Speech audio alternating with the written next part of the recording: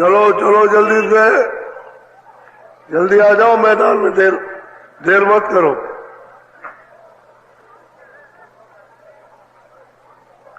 चलो चलो समय होने वाला।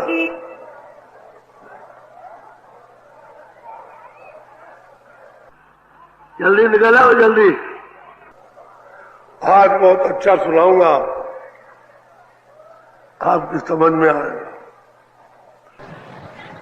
तो दौड़ के आओ, सब सिर पर धोती रखो, ये सत्संग है। जय गुरुदेव। धीरे धीरे धीरे धीरे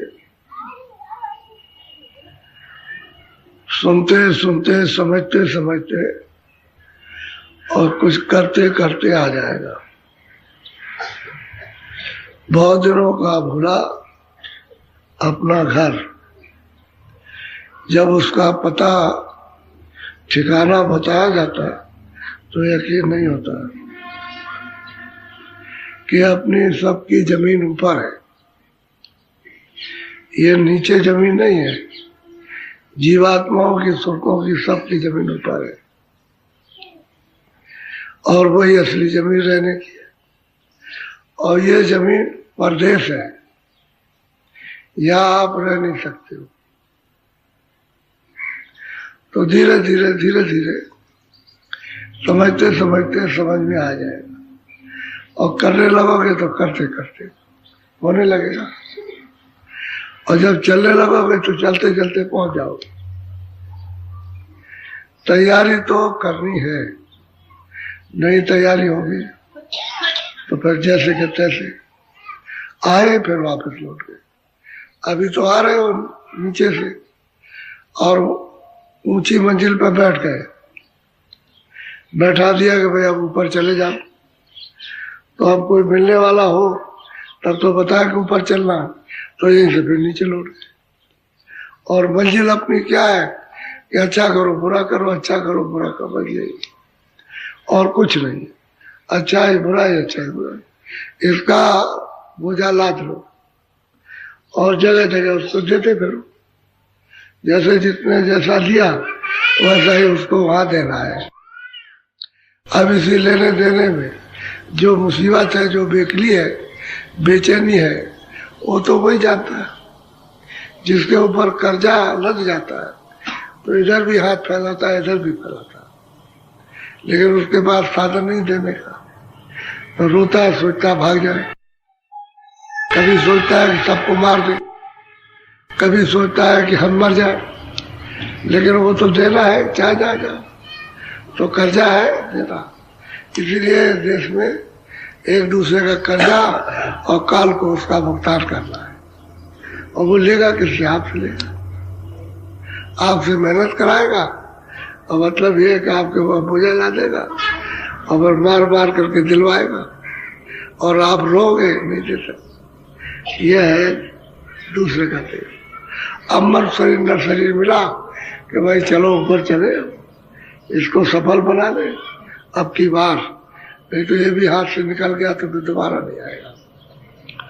तो सुबह आपको पहले तो दया भाई का, चरण दीजान का, चरणदास जी का, सुंदरदास जी का, तेजो भाई का, अब आपको कबीरदास जी, कितने प्रमाण लोग हैं।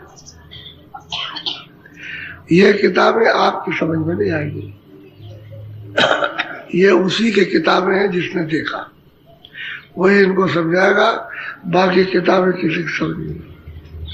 जब बाहर की किताबें, यहाँ की जो सनातन से जब से आप आए हो तब से पढ़ रहे हो और अभी तक समझ में नहीं आया कुछ भी, तो वो तो आपकी है, वो तो पार जाने की है, ये समझ में कैसे आएगा।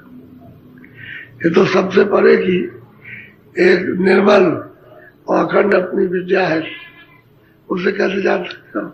तो देखने वाला समझाएगा, लेकिन ये सबूत देगा कि देखो इन्होंने प्राप्त किया, इन्होंने पाया, उनके सेवकों ने पाया, जिन्होंने उनसे प्रेम किया उनको मिला। उसके बाद ये आए, उनको मिला। अब ये तुम भी प्राप्त कर सकते। अपने को ऐसा क्यों समझते हो कि हम नहीं कर सकते? मदद लो, मदद मिल जाएगी। चलने की तैयारी तो करो, मदद तो मिलने के लिए तैयार। आप कोई मदद ले सके तो ले। अब महात्मा चिल्लाते हैं कि भाई आओ मदद सहयोग दे लो, तुम्हारी गंदगी दूर करा, तो आप कुछ तो दे दो। अरे तरुण भी कपड़ा तो धुलाने के लिए दे दो कि अच्छा है, गंदा है, धो डालिए आप। कोई धन दौलत नहीं, इसको मांग लोगे तो भड़क जाएंगे, इसका मांगा मांगी हो तो भड़कने लगे। तरुण भी कपड़ा ये धन है, इसको दे दो तो धो धा करके साफ सुथरा करके तब कर रहे, तब मदद करे। और तुम कपड़े नहीं देते तो क्या करें? अब तन रूपी कपड़ा वो तो आपको धोबी को देना है, जिसमें जीवात्मा बंधे बगैर उसके फटका मरे हुए, बगैर धोबी के पत्थर पर फटा मारे हुए कपड़ा साफ नहीं होगा। तो ले जाएगा तालाब में और कहीं भी पोखरे में, गंदे पानी में धोते हैं इसी कपड़े, उसको भी लेकर फाटा मारेगा उसका। ऐसे ही जब संत मिल जाएंगे तन रूपी कपड़े को मत धोएंगे। अब वो तो उनके पास जुटती है, कैसे धोएंगे इसको? इसलिए संगत बुरी असाध की, असाध हो बहुत बुरी संगत, और त्रास अगर संत की हो वो सबसे बड़ी। डांट फटकार संत की महाउपकारी, और उसकी असाध की संगत महादुखदाई। बड़ा अंतर है इसमें। तो अब जिस संगत में रहते हो उसमें मैले तो होना हो गया, वहां सफाई हवाई तो कुछ हो नहीं रही है। अब ऐसी जगह पहुंचो जहाँ कपड़ा साफ हो, और जहाँ ये हो करे मैंने तो सफाई की, मेरा कपड़ा गंदा हो गया, ये तो जानकारी हो। आप देखोगे जब मैला हो गया तो साफ करने की आप उसमें अब इच्छा हो गया, अरे इसको कैसे करें? अभी तो सफाई थी तो कुछ देख रहे थे, अब गंदा हो गया तो देखना बंद हो गया। आप उसको ताप लगी तो दौड़ता है, आप दया कर दीजिए, कृपा कर दीजिए, तो सुनिए। कबीर गुरु हथियार करे, कूड़ा गली निवार, जो जो पंथ चालिना, सो सो पंथ समार। भाई बर्तन में कूड़ा कचरा गली कूचे में रहेगा, इंद्रियों के दरवाजे पर साफ करेंगे। कहते हैं जो रास्ता चला है उस पर चलो, संभाल के चलो, सचेत होके चलो, क्योंकि वो तो इसी काम के लिए आते ही हैं कि जब अपने रास्ते को जीव पा जाए मनुष्य रूपी तन में, तो चल दे, संभाल कर कि हमको इस मार्ग पर चलना है, ये अपने घर में जाने का। और जब चलने लगोगे तो आगे मदद करते जाएंगे, चलते जाओगे। कूड़ा कचरा ये सब, इससे छुटकारा पा जाओगे। निवारण कहते हैं छुटकारा हो जाएगा, साफ सुथरे निकलते जाओगे। जो गली कूचे में मैल है वो तो वही रह जाएगा और सूरत आगे बढ़ती जाएगी। लेकिन ये कि जो नाम बताए उसको संभाल करके रखो, और संभाल के उससे जुड़ो, उससे मिलो, उसको पकड़ो, तो काम जल्दी बन जाएगा। अब संभाल के तो पकड़ते नहीं हो, वैसे ही अभाव है, इच्छा नहीं है, चलो ऐसे ही देखा देखी भक्ति का रंग नहीं चढ़ता, और जिसमें भाव भक्ति होती है वो देख के उस पर चढ़ जाता है। क्योंकि साधक जब करते हैं तो देखते हैं कि भाई साधक कर रहा, वैसे ही प्रेरणा दे देगा, इसी तरह तुम भी करो, तो करने लगेगा। तो वो तो सच्चा भाव उसका साधक का, गुरु ने बताया वो तो साधक चल रहा है, वो भी आपको बताएगा। तो जो कच्चे हो पक जाओगे, साधक के साथ में पक जाते हो, और कचाई पकाई सब निकाल देगा। और गुरु प्यार से समझाते हैं तो मतलब वहां समझ नहीं पाते, साथ जरूर चाहिए, साथ सब खोट निकालेगा। कोई भी खोट होगी अपने अंदर वो निकालता चलेगा, पक्का कर देगा, कचाई नहीं रखता। इसलिए साथ का संग जरूरी है। असाध्य का संग दुखदाई, वो गंदा कर देगा, मालिक से जुदा कर देगा, उसकी तरफ जाते होगे मुख मोड़ देगा तो इसी तरफ रह जाओगे। बड़ा अंतर है। तो बहुत प्यार से समझा रहे हैं कि संभाल के गली चलो। बोलो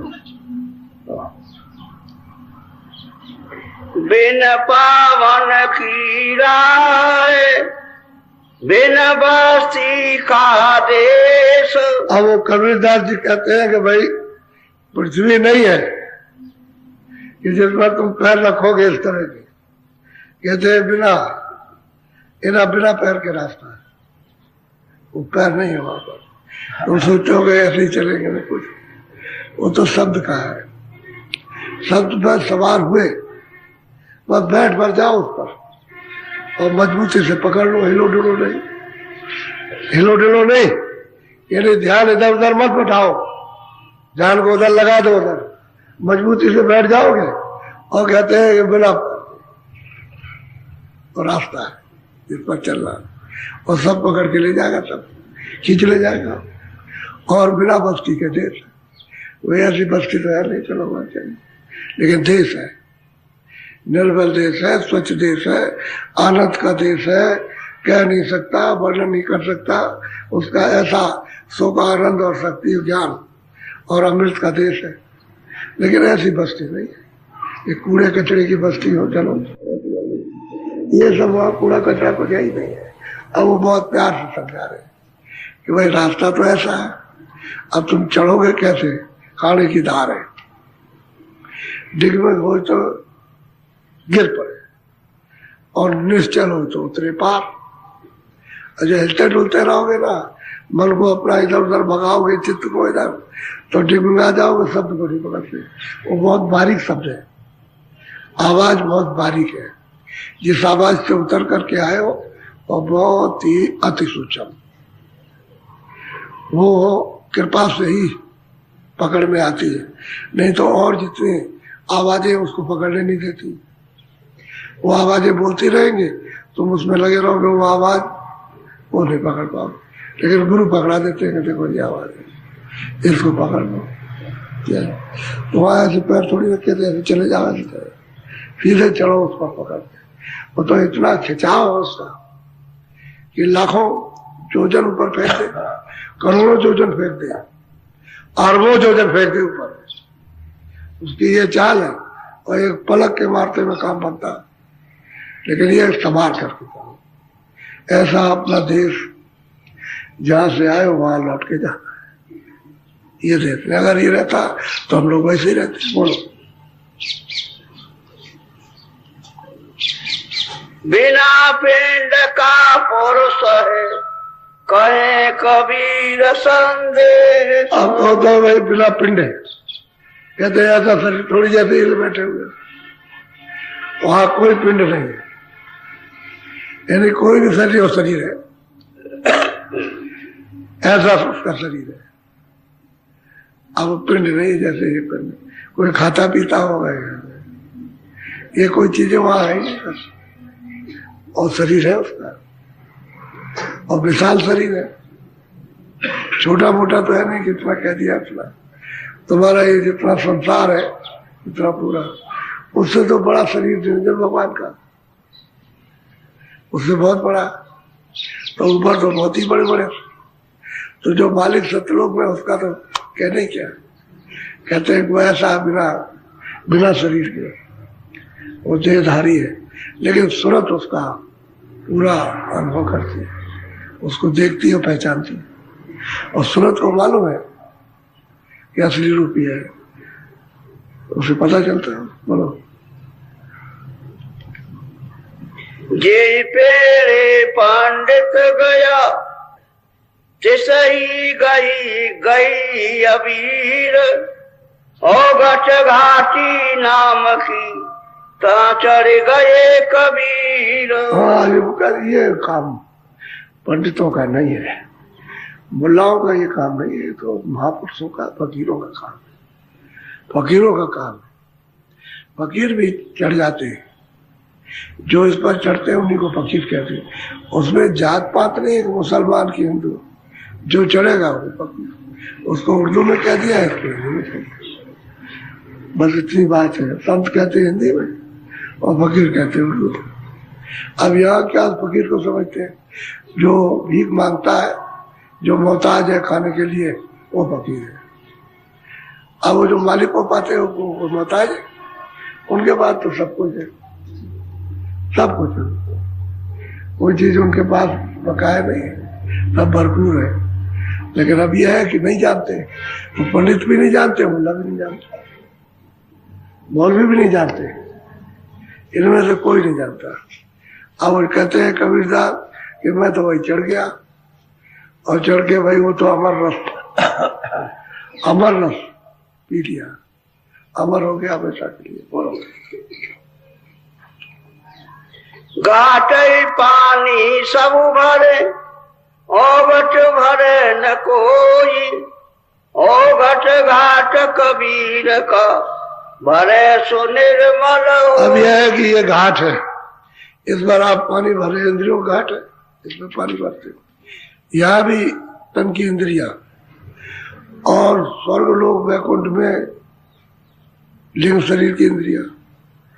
बस यहाँ तक तो इंद्रियों का जोर है इस शरीर में, और स्वर्ग वैकुंठ लिंग शरीर में, क्योंकि इसमें ये पंच भौतिक शरीर में इंद्रिया, और इसी का सूक्ष्म रूप है लिंग लोक में, स्वर्ग वैकुंठ में। लेकिन शरीर वहां नहीं है, ये शरीर नहीं है। इंद्रिया है, ये शरीर पंच भौतिक नहीं है। जल पृथ्वी अग्नि वायु आकाश का, तो कहते हैं पानी यहाँ भी भर रहे, पानी वहां भी भरते। और औगट घाट चढ़ो ऊपर में, तो सैदल कमल के परे हो जाओ, तब फिर औगट घाट मिलेगा। उसी को औगट घाट, वैसे संतों ने बंकनाल कहा, टेढ़ा रास्ता। औगट भी उसी को कहते। औगट घाट में तब जो चढ़ ना सके, तो कहते हैं जो भाई कबीर तो औगट घाट पर चढ़ गए, यानी बंकलाल रास्ते पर चढ़ के निकल गए, वो तो परे चले गए। तो परे जा करके ब्रह्म का साक्षात्कार, उसके परे हो गए, उतर गए पार। तो कहते कबीरा तो चला गया, लेकिन और पंडित और मुल्ला ये तो सब सोते रह गए, और सबको सुलाए हुए सब नीचे चले गए घाटों पर। अब यही पानी इंद्रियों का पी रहे हैं। 84 में जाओ तो यही बात, नरकों में चले जाओ तो यही, और मनुष्य शरीर में आए जब मौका मिला तो उनको तो वही पानी भर रहे इंद्रियों के भोगों में। इसी को पानी, इसी को कहते हैं। कहते कभी पार उतर गए, चले गए पार। अब कोई घाट नहीं रह गया, सब घाट पार हो गए। ये भी घाट मनुष्य शरीर का, लिंग घाट भी, और सूक्ष्म घाट और कारण घाट, सब घाट को पार कर दिया। अब चले गए उधर। अब क्या है, मतलब उतर गए पार।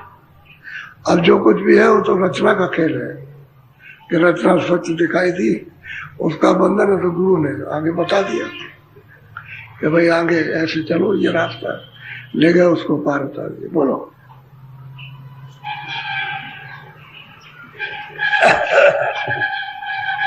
बात विचारी क्या करे, पंथ न चले सुधार। अब वो कबीरदास कहते हैं, वही बाट कहते हैं रास्ता। रास्ता क्या करे, जब उसे चलना ही नहीं है तो रास्ता क्या करे, बाट क्या करे। उस जमाने में जब बोली थी तो बाट कहते थे रास्ते, और रास्ता कहते हैं, कभी मार्ग कह दिया। अब यह है कि जब उसने जाना ही नहीं उधर, तो उसकी बात ही किस बात की, फिर क्यों सुनेगा वो, क्योंकि उसे चलना नहीं उस रास्ते पर। रास्ता चलने वाला हो तो बात की जाए।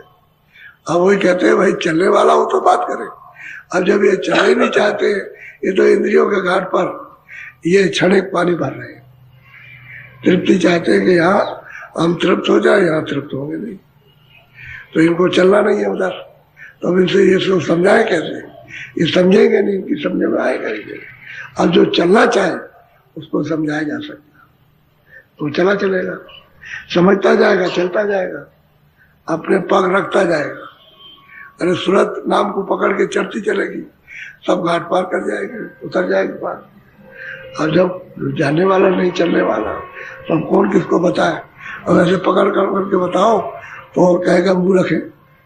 जब आप आपका ज्ञान नहीं लेना चाहते, आपसे कुछ जानना नहीं चाहते, जबरदस्ती आप जबरदस्ती रास्ता बता रहे हैं, बोलो। हाँ, राह अपनी छाड़ कर चले उजाड़ उजाड़। कहते भाई रास्ता छाड़ दो। एक तो यह है कि अपना सच्चा रास्ता छोड़ दिया तो इस अंधेरे में रह रहे हो। कहते हैं रास्ता छोड़ो, अपने रास्ते पर चलो तो उजाले उजाला है। सब जगह आंखों के ऊपर उजाला ही है। आंखों के ऊपर में जब आंख खुलती है तीसरी तो उजाले उजाला, मेरा अंधेरा नहीं होता। कहते चलो उजाले उजाला, ये रास्ता छोड़ दो पराया, अपने रास्ते पर चलो, तब तो दिखाई देगा। पराया रास्ता पकड़े हुए तो उसमें है ही नहीं। अंधेरे दिशा जाओ उधर अंधेरा, दिशा जाओ उधर अंधेरा, धुंधुकार है। अब इंद्रियों का घाट है, वो क्या करो क्या, उस सब जगह अंधेरा है। उससे तो उधर उजाला हो नहीं सकता। उजाला तो जहाँ सूरज बैठी है दोनों आंखों के बीचों बीच में, उसके ऊपर उजाला है। तो आप उधर जा नहीं पाओगे। क्यों? क्यों? मार्ग बताने वाला कोई नहीं। तो जब आप बात चलोगे नहीं और बताने वाले नहीं मिलेगा तो कैसे निकल सकोगे? नहीं जा सकते। बोलो।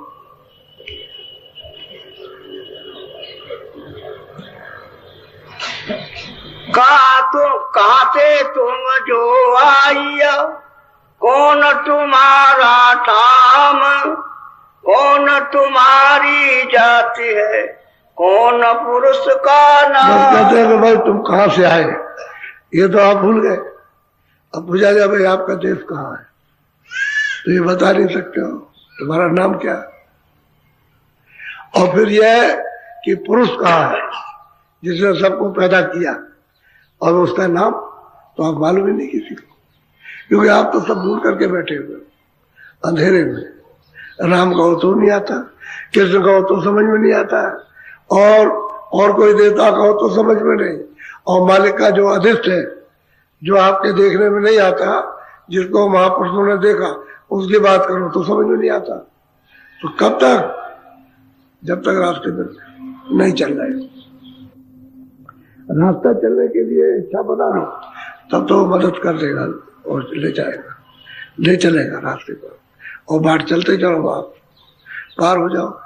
अब वही कहते हैं भाई संत तो नाम भी बताते, रूप भी बताते, स्थान भी बताते, सब कुछ, उसकी आवाज भी बताते, कैसे चढ़ोगे वो भी बताते, कहाँ से चढ़ोगे वो भी बताते, और किस किस तरह से कहाँ कहाँ चढ़ के जाओगे वो भी बताते, सब बताते हैं। वो तो सब रास्ते बताएंगे।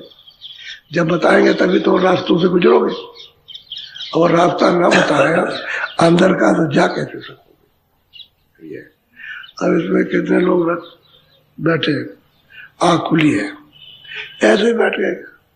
अरे कुछ पाते हैं तब बैठे, कुछ ऐसे हैं कि कुछ करते हैं होता है बंद हो जाता है, और कुछ नहीं करते हैं।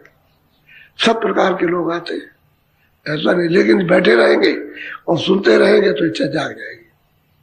धीरे धीरे सुनते सुनते सुनते सुनते हम लोग भी गए, कुछ जानते नहीं थे, अपनी बात बताते, कुछ नहीं मालूम था, बिल्कुल एकदम से, एकदम उसका अंश भी नहीं जानते थे कि ये सुनने को मिलेगा, ये सुना जाएगा, तो कुछ पता ही नहीं था।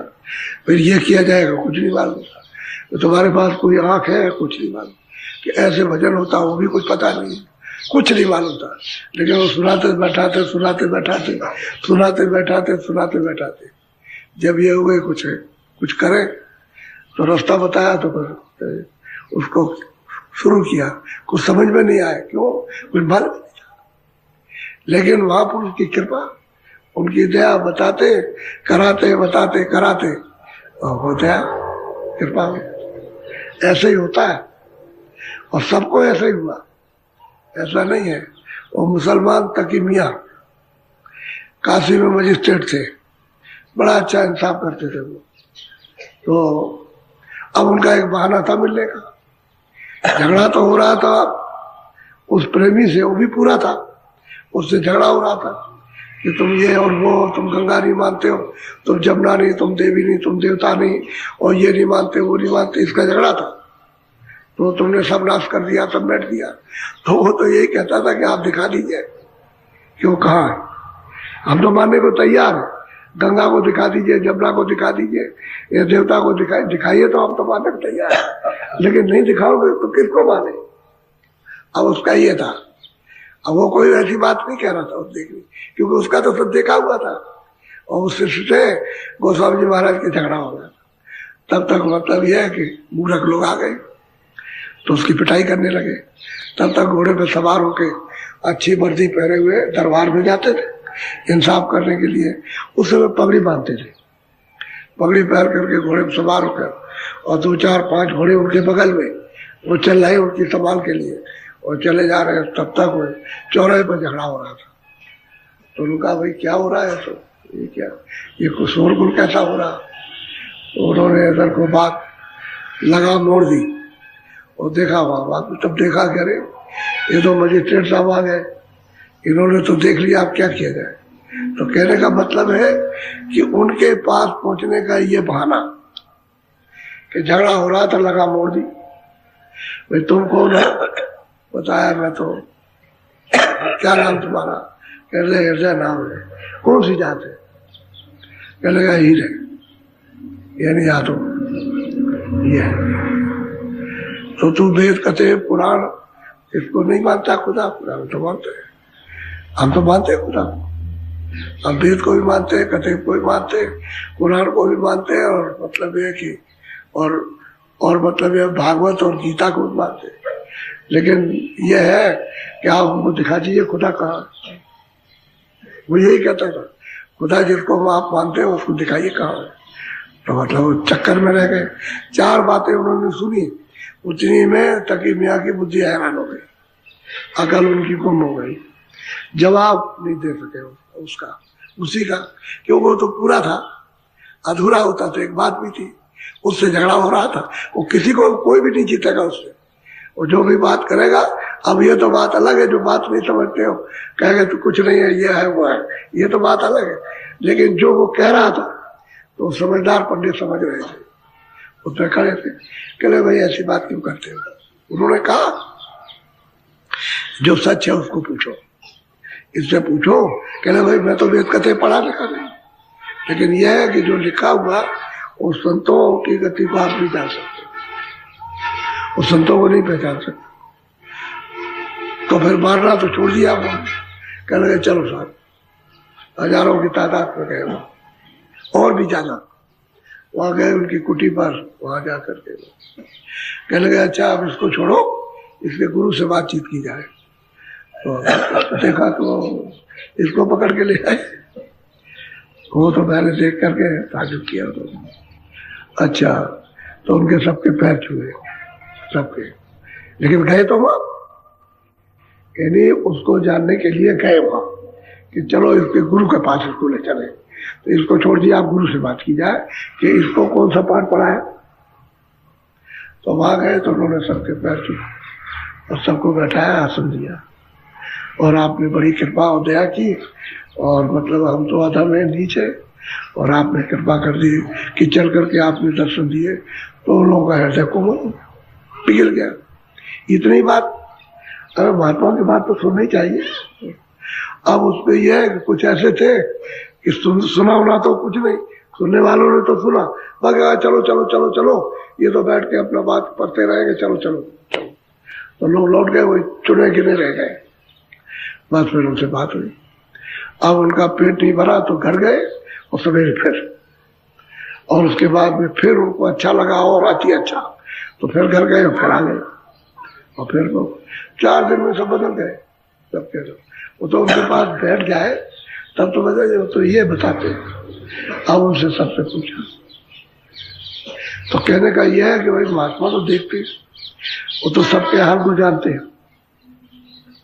वही बात कहेंगे जिसको आप पढ़ रहे हो कर रहे हो, वो कहेंगे कि भाई तुमने ये किया, तो पूजा की, पाठ किया, तुमने सब किया, क्या प्राप्त। वही कबीरदास जी कह रहे कि जगत तो अंधा है, वो तो अपने देश को भूल गया, अपनी बाट को, रास्ते को भूल गया, उस नाम को भूल गया। वही बात कह रहे हैं, नाम को भूल गया, पुरुष को भूल गया, जिसने पैदा किया था उसको भूल गया, जिस रास्ते से उतर के लाया गया था वो भूल गया। अब यह है कि जो लाया, जिसने मांगा और उसको दिया गया, उसको भी भूल गया। अब उनका बेटा हो यहाँ परदेश में, अब इनको याद करता है, इनको सबको छोड़ देता है। सही बात तो इसलिए है कि भूल गया। अब ये है कि अब वही बात वो कह रहे हैं कि भाई तो नाम भी उसका है, वो तो वैदेही है। जैसे तुम समझ लो कि पिंड उसका होगा, ये पिंड नहीं, रूप है, उसके आंख भी है, उसके कान भी है, सब कुछ है उसके, ऐसा नहीं कि नहीं है। अगर नहीं होगा उसके तो फिर वो बनाएगा कैसे? ये सब इतना बड़ा ब्रह्मांड बनाया उसने, ये सब कुछ किया, तो उसके कुछ होगा नहीं तो बनाया क्या? ऐसा थोड़ी कोई ढेमा है। अरे उसके आंख भी है, कान भी है, सब कुछ उसके पास, सर्वशक्ति है उसके पास, और सब कुछ करता है। तो हम वही कहते हैं कि भाई अब जगत अंधा, इससे कहो तो वो सुनता नहीं, चलाओ तो चलता नहीं, अब कैसे पार जाएगा? ऐसे भटकता रहेगा। बोलो। अमर लोकते आइया सुख के सागर ठाम। अब कबीरदास कहते हैं कि भाई सतलोक अमरलोक से तो आया, सुख का मतलब ये है कि सागर, अथाह मतलब ये उसको छोड़ करके, और यहाँ पढ़ाई में बूंद में आकर के लिपट गया। यहाँ अब यहाँ बूंद में ढूंढ रहा, तेल लोग की तो बूंदी है सागर की, और ये तो सती लोग पे आई जो सैदल कमल में बैठी हुई, बस इतने ऊंचे स्थान में बैठी है, तो उसको मतलब रचना करने का उसके पास शक्ति है, बस इतनी बात। और आप मिलोनी में मिला दिए तो आपकी शक्ति छीन हो गई, आप कुछ भी नहीं, आप कुछ नहीं कर सकते, आप बस इतना ही अंतर है। लेकिन आया तो बूंद में ढूंढ रहे हो, वो भी तो सतलोक सागर की बूंद है, और आप भी वहीं से आए थे, तो आप और नीचे उतार दिए गए, तो आपका तो मतलब जो बूंद थी वो भी कम हो गई।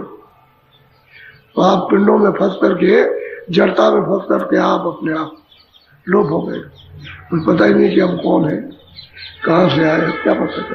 तो मिले तब तो बताएगा। वही बात करते सुख के गोबर रोग को छोड़ करके यहाँ गिरा, अब यहाँ ढूंढ रहा, इसमें अमृत मिल जाएगा, इसमें आनंद मिल जाएगा, मिलेगा, उसमें मेरे चारों तरफ दौड़ता फिरता आनंद उसको कहीं जाएगा, कहीं नहीं मिलता, भटक रहा। अब जब तक महात्मा नहीं मिले तब तक कुछ मिलने वाला। बोलो। जाते हमारी जाती है पुरुष नामी नाम। कहते हैं भाई जात तो हमारी कोई जात नहीं है, अजात है, हमारी कोई जात नहीं, और हमारा पुरुष है नाम, जिसका कोई नाम नहीं, कोई रूप नहीं, साफ साफ कहा हम बिगड़ जात के। ये सबसे पहले कबीरदास जी जब आए तो ये धर्मदास जी व्यापार करते थे, सेठ थे, तो बड़े पैसे वाले हो गए, तो इनके बड़े बड़े व्यापार विदेशों से नाव द्वारा होते थे, अरबों अरबों रुपए की इनके पास दौलत थी। तो बात हो रही थी लोगों की कि कौन है काशी में सबसे बड़ा सेठ, ये है। तो ये भी उस जमात पर पहुंच गए हुए, घूम के आ रहे होंगे, खड़े हो गए, ये फलाना है, ये है, वो है। तो ठीक है, ये गए उस धर्मदास के दरवाजे पर, कबीरदास जी, तो एक दाना नहीं देती थी वो किसी को, ऐसी स्त्री थी, एक दाना किसी को नहीं देना, यानी किसी भिखारी को किसी को न दे। तो ये गए वहां, इसने जाते ही कहा कि चांडालिन सेठिन और दुष्टिन और पापिन, बड़े जोर से आवाज दी। तो उसने आंगन में खड़े होकर सुना, कह रहे तेरे चौके में इतनी चीटियां जल रही हैं, तू कितनी दुष्टिन और पापिन है। तो बाहर दौड़ करके आए, करे चल चल, तेरे ऐसे वो तो हमने बहुत देखा है, बहुत, चल चल। उसको उसने कह दिया। तब तक धर्मदास जी अंदर बैठे, उन्होंने जब ये आवाज सुनी तो उससे पूछा कि भाई उन्होंने क्या कहा। उन्होंने कहा दुष्टिन पापिन चांडालिन, तेरा जो मुंह देख ले तो उसको पाप लग जाए, तेरे चौके में यानी लकड़ी में दीमक जल रही है ये। तो वो बोले तो कुछ नहीं, बस सामने आए, चौके में गए, देखा कि लकड़ी में दीमक वो जल रही है, लकड़ी में, क्योंकि वो खिसका देती है लकड़ी तो दीमक जलने लगती है, और लकड़ी में आती जाती दीमक हो। तो उन्होंने ये सोचा कि चौका कितना अंदर है और वो बाहर से देख रहा है। ये उनको चोट लग गई कि बाहर से देख रहा है, चौका अंदर है, वहां तो कोई देख नहीं सकता। और वहां उन्होंने देख लिया ये कोई पहुंचा हुआ है, जानता है। तो बाहर आए तो इधर देखा, उन्होंने इधर कोई देखा, तो आगे गए दौड़ के गली में। तो कहे भाई तुमने इधर कोई देखा? साधु जा रहा था कोई नहीं। कह रहे हाँ इधर गया है, बड़ी तेजी के साथ में निकल गया। तब तक आगे गली में गए, फिर यूं मुड़ गए पर ऐसे। तब तक किसी ने कहा वो आगे चले गए आगे। तो किसी ने बोला कि हमको ऐसा मालूम पड़ा कि कबीरदास है, कबीरदास नहीं है, ऐसा पता चला। बाहर गए तो शहर के बाहर निकल गए। कह लगे भाई वो तो इधर चले गए भागते हुए, बड़ी तेजी से इधर गए। तो ये गया तो एक गांव में गया, वो पूछा, कह लगे वो आगे चले गए, नहीं मिला। तो लौटे आए वापस। आए तो इन्होंने खाना नहीं खाया, चुपचाप बैठे रहे। स्त्री बोली कि खाना खा लो। अरे मिल जाएंगे साधु, आप अगर साधु को देख रहा है तो मिल जाएंगे। तो अरे भाई तुम क्यों घबराते हो, खाना खाओ। कहने में हमारी तबीयत नहीं लगती, हमको अच्छा नहीं लग रहा, हम तो उनको जहां मिलेंगे वहां ढूंढेंगे। अरे भाई ऐसा करो कि आपके पास तो दौलत है, तो आप करो जितने भी साधु है सबका भंडारा कर दो, सब साधुओं को बुला लो। काशी में होंगे तो काशी वालों को बुलाओ सब। तो उन्होंने भंडारा किया और सबको निमंत्रण किया, जहां जो साधु हुआ सबको पूछा। और फिर उसमें उन्होंने देखा, उससे कहा कि देखो यहाँ सब है, भंडारा हुआ, सब साधु खाते हैं खूब अच्छी तरह से। और सबके यहाँ जा करके देखा, क्या लगे वो साधु नहीं, वो नहीं। तो इनको बड़ा अफसोस हुआ, अब क्या किया जाए। तो घर से निकले, 10 ही दिन के अंदर में दुबले हो गए। मेरे को हाँ मोटे ताजे बस दुबले पड़ गए कि ये क्या हो गया। कह लगे इससे मरना ही अच्छा, जब मिले नहीं और मरना अच्छा। इतनी बात वो गहरी कि हमारे चौके के अंदर दीमक चल रही है, उसको देख रहे हैं, और तुझको तो स्त्री होकर इतनी बात उनकी नहीं परख पाई कि वो कितने पहुंचे हुए। अब उनको ही लग गई। अब वो ढूंढते फिर रहे। तो एक और भंडारा किया उन्होंने, तो जितने आसपास के थे सबको बुलाया, उसमें भी कहीं नहीं निकले। पता चला कि उस गांव में किसी ने बताया कि हमने उनको उस गांव में देखा कि वहां है। तो ये लोग सब के सब गए, दोनों के दोनों चल दिया अपना, चल के अपना पहुंचे उस गांव में। पूछा कि भाई कर रहे थे? तो अभी थे, लेकिन इधर से निकल गए, इधर ऐसे चले गए। और गए तो गंगा जी के किनारे चले गए। तो इस पार से गंगा जी कम थी, इस पार से उस पार चले गए और टीले पे चढ़ गए। वहां टीले पर अब ये नीचे देख रहे हैं कि किधर गए। तो एक ने बताया मल्लाह ने कि इधर से निकल गए, यहाँ से पैदल, और उधर चले गए। तो अब सोचने लगे अब क्या किया जाए, चलो इसी में डूब के मर जाए। दोनों ने सोचा जब नहीं मिलते तो अच्छा ही है। तो सामने खड़े हो गए कार के टीले पर। तो खड़े हैं तो स्त्री कहती है कि मालूम होता है कि वो दिखाई दे रहे हो, ये मालूम है। अब वो देखा, उसने देखा कि वो है दिखाई देते। तो देखती रही, धीरे धीरे उतर करके आए, वहां से उतर करके आए और उसके दोनों के पास आए। तो स्त्री कहती है मैंने ये पहचान लिया, यही थे। तब ये कहा धर्मदास जी ने कि मतलब ये कि आप मतलब ये है कि मिले नहीं। तो कहने लगे कि गुड़ होगा तो चीटे चले। उसने कहा था कि गुड़ तुम्हारे पास रहेगा, धन रहेगा तो सब साधु चले आएंगे, तो गुड़ रहेगा तो चीटे चले आएंगे। कबीरदास ने कहा, वही उसकी बात कही, वही। तो कह लगे कि ये वो गुड़ नहीं है, ये वो चीटे नहीं है जो गुड़ के पास चले आएंगे। अब तुम मरने जा रहे थे तो मैं आ गया, अब मैं आ गया, अब तुम्हारे समझ में आया। तब तक उधर से सूचना आई कि तूफान आया, सब नावें डूब गई, 6 करोड़ का नुकसान हो गया उनका। अब सीधे हो जाएंगे, अब हो जाएंगे पक्के पे। अब इनके हो गए, इनको नहीं छोड़ा। फिर उन्होंने खूब दान किया, सब लुटा दिया उन्होंने, और ये पक्के महात्मा हो गए फिर। और उनको पहुंचाया, उनके मुख्य मतलब उस समय पर सेवक, यानी और भी पहुंचे लेकिन उनके मतलब ये। तो कहने का यह है कि किस तरह से यानी कैसे किसको कौन किसको पकड़ता और कैसे क्या जानता है, क्या करेगा क्या नहीं करेगा, किसको का बात, किसको क्या पता। स्त्री कुछ और है, वो कुछ और है, वो कुछ और सोच रहे हो, कुछ और सोच रहे हो। अब ये है कि वो तो बात ये कहीं ना कहीं कोई कारण बन जाता है और महात्मा से मिलन हो जाता है, ऐसा होता है। वही बात को बता रहे, बोलो। सरगुण से जीव आइया, निर्गुण जाई समाई, सोरति डोर धरि संचरे, सतगुरु कई समुझाई। कहते भाई तो निर्गुण से जल कमल में तो उतार दिया आपको पर्दों में, जब यहाँ आ गए सरगुण में मनुष्य शरीर में, तो यहाँ फिर नीचे उतर गए आप अब करने की तो नीचे चले गए वहां पर। अब कोई पार जाएगा तो सदगुण मिलना चाहिए, पार ले जाने वाला नहीं। निर्गुण के पास आप जा ही नहीं सकते। निर्गुण तो सैतल कमल में बैठा और वो ब्रह्मा विष्णु महादेव उसके पास नहीं जा सकते। तो आपकी क्या, जब तक गुरु न मिल जाए वहां आने जाने वाला वो ले जा सकता। तो कहते जी तो समझा चला गया, अब इसको मार रहे सरगुण है, ये सब है प्रभु है, ये सब पेड़ पालों को इसको समझ रहे। वो कहीं बैठा और आप कहीं सुनते हैं, आप कहीं से आए कहीं जा रहे हो, आपको क्या पता। अब वो जीव तो बेचारा उधर से आया, बहुत साफ साफ कह रहे हैं, तो उधर से आया। बोलो।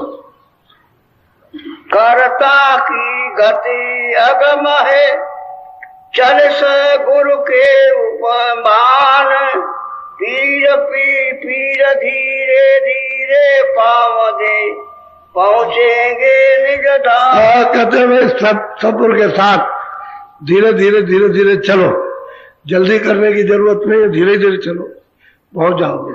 लग जाओगे तो धीरे धीरे, नहीं तो वो करता कि तो भैया कम गति, उसके तो सभी उसी की आराधना करते हैं, सत्पुरुष भी सब आराधना कर रहे हैं।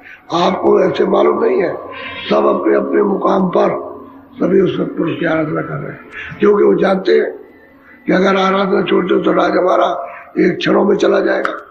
अखंड आराधना करते रहते हैं। अब ये पता चलता है जब उधर सूरतें जब जाती है, उनको दर्शन करती देखती, तब मालूम होता है अखंड ध्यान में लगे हुए उसी सत्पुरुष के, और उससे अलग हो गए। और ये कारभार दूसरे को दे रखा। इन्होंने आद्यामाशक्ति व आद्यामाशक्ति में ब्रह्मा विष्णु महादेव को इधर कारभार दे दिया है, करते हैं। ऊपर में वो बैठे हुए, उसके ऊपर माया है, तो ब्रह्म ने कारभार दे दिया माया को। ऊपर में पुरुष है, तो ये सब अपना काम करते रहते वाला, बिल्कुल अखंड ध्यान करते हैं उसी का। और फिर ऊपर में पार ब्रह्म है, वो भी उसी का ध्यान करते हैं, सब उसका ध्यान करते हैं, उसी पुरुष का। अब वो है कि भाई तुम चलो धीरे धीरे इन सब के पास होकर के पहुंच जाओगे। अब गुरु की कृपा हो जाएगी तो हो जाएगी, बगैर कृपा के नहीं हो सकता। बोलो। मरेंगे तो मर जाएंगे, छूट पड़े जंजार, ऐसा मरना को मरे दिन में 100 बार। अरे भाई बहुत अच्छा हुआ, ऐसी कृपा गुरु की ओर से मर जाओ। थोड़ा जब शब्द को पकड़ के चढ़ जाएंगे ऊपर तो मर गए, उसको कोई ज्यादा नहीं, कोई तकलीफ नहीं, कोई तकलीफ नहीं होती है, निकल जाती, शरीर को छोड़ देगी, पिंड को छोड़ देगी, अंड को भी छोड़ देगी, सूचक को और ब्रह्मांड को भी छोड़ेगी, निकल जाएगी। कहते 100 बार मरो, कोई जाते हंसी खुशी से। कब मरी हो, कब जाए हो, परमा पूर्णानंद।